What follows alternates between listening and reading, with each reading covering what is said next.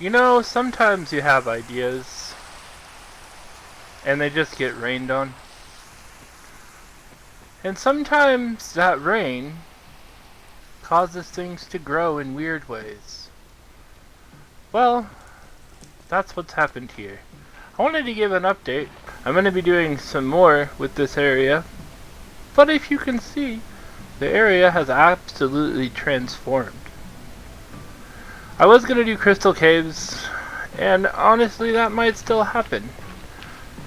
There's a Lost Woods update that I'm going to be doing to this area. That's going to be going over there. I figure all that trees kind of makes it look like it's forested. But that's to come. One of the other things is I believe the last time I showed this, it was the flower shop. The flower shop has been moved out there. This is now my bookstore called Piercing Thorns Enchanted Books. Wool District back here has gotten a massive update. I showed you the furnace, so that's still in place. The furnace got a little bit of an update.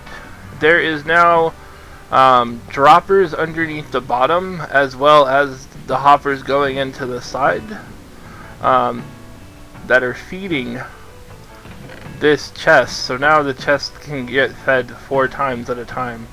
It fills really fast now. I probably will do some more work to that. I'm in the process of putting in a vibe room. I really wish I had recorded this now that I'm looking at it, but I'll give you guys a quick view. So up here we have also remodeled some. The employee nap room is no longer coming soon. It was a joke, an inside joke for a while, but now we have quiet little rooms, Japanese inspired. Just enough room to sleep, to take your nap. Maybe you should put some doors, but I mean it's glass anyways. We also put in some offices up here. I've got my rude boy Rudy. He's my vice president of the Wool Street. We've got Deet Onate. He is the assistant manager. I am of course the CEO. This is my desk. The Prophet's desk has been moved into here. But yeah, there's just so much going on in here. It's hard to kind of show. Hello and welcome to the Creative Test World. My friends are on, they were playing over there, the ones that don't really like to do the redstone. But me and the Cheese have been working on a automatics cobble generator. As you can see, we've also figured out the salt.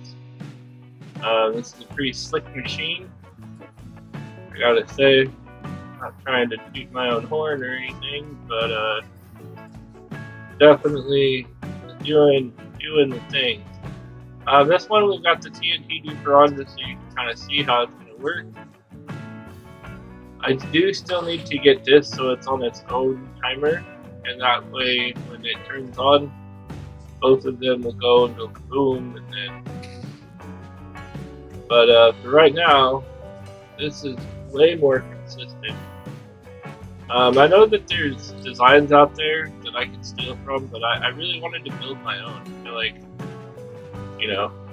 that's a part of it. I know that I'm taking some parts like this TNT duper top, the tree duplicator that I saw not too long ago, but overall the rest of this has been thought through and managed by me and Cheese.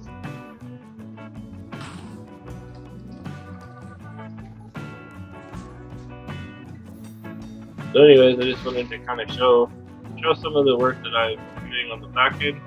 This is our first design, where the pistons were underneath and they just kind of pushed. The issue with this is, while it does work when you're pressing buttons, you get a lot of that. And when the system is firing, I don't know, it just seems to be better if you have the pistons pull from the top. Plus, it puts the redstone circuitry a lot closer, and allows you to do a 1-2. So currently, 1-2. I don't know if you can see that, but we have both of the pistons will push on 1, and then the other pistons will push on 2. You see? So 1, 2. The other system we had going on over here just had a 3 system, so this would go, then that one would go, and then finally this one would go again. And that made it really slow and tedious. But I think that this little rework right here, once I get an actual clock on it to allow it to fire more consistently. I do know I'll need to separate out the TNT duping part from the actual clock here. And I'm okay with that. I think that will allow this to be more automated, but for now I have it off the button switch, because I can once you get into this stage, all you gotta do is attach a clock into that slot there and you're good to go. So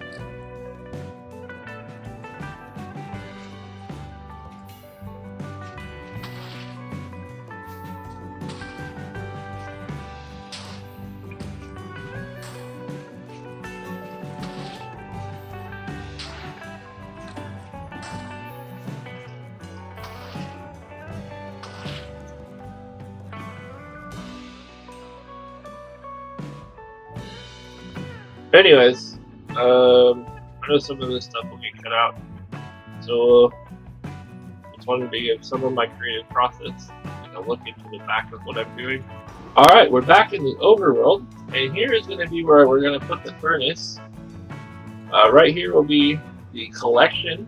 I'm currently starting to dig it out.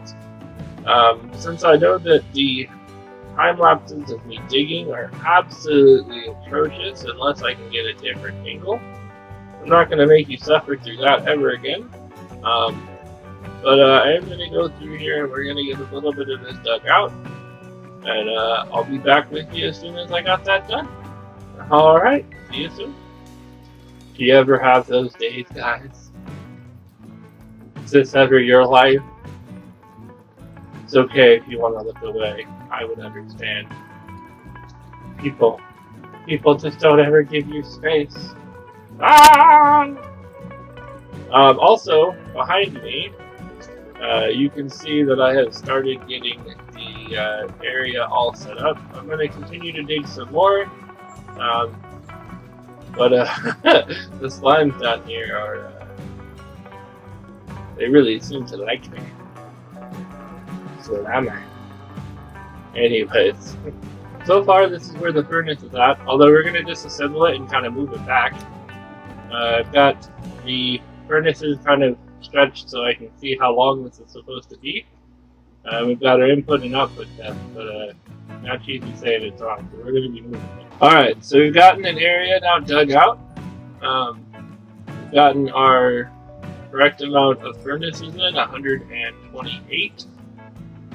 Next will be to get the output system, which will be water and droppers, which is just going to drop all this stuff into water streams. Water streams are going to then push everything down to the end, where we can have it collected. But yeah, we're about, I don't know, just starting at this point, I would say, with the furnace. Next, we're going to get the dropper system in, and then after that, we will get fuel in. Alright, so we'll be back in just a moment. Alright, so we've gotten a lot of the furnace done. I would honestly say we're probably about halfway now. I've just started to get some of the water in here. As you can see, we start from the back, and then it's going to push itself forward.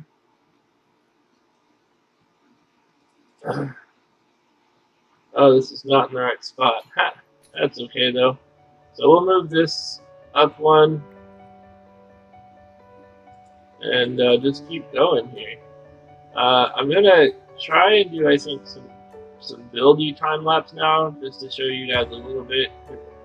I think those are actually kind of fun. So now I'm gonna do a quick time lapse of me building this, and just sit back and enjoy.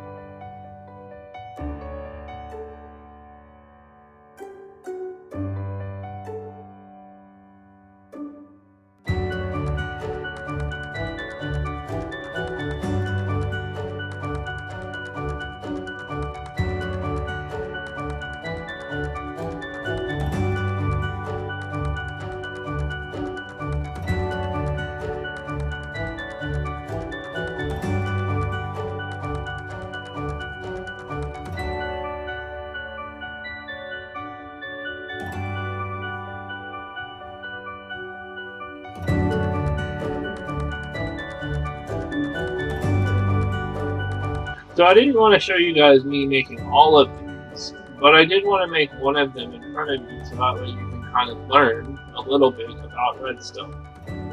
So in my hand I have a comparator, and this is a dropper. We're going to use the comparator to read off of the dropper. The dropper then will feed into a redstone repeater, which feeds into a block.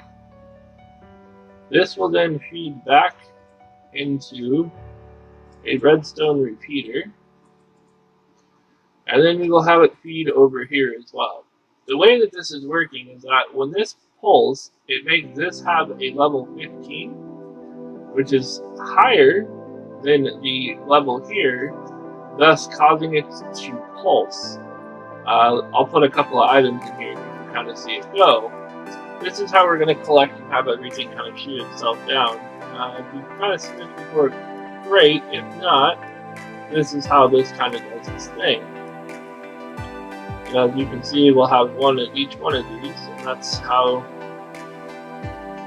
the furnace is going to unleash its load of smelted items onto the world.